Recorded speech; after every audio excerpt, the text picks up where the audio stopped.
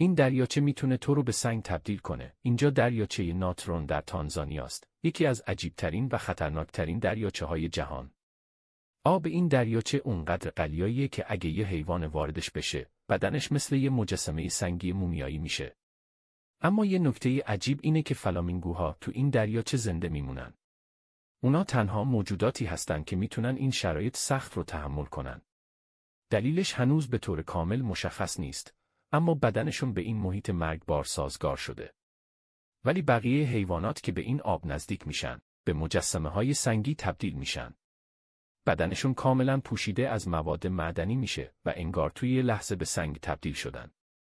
تصور کن یه پرنده‌ای که در حال پرواز بوده، یک دفعه روی سطح آب افتاده و دیگه هرگز بلند نشده.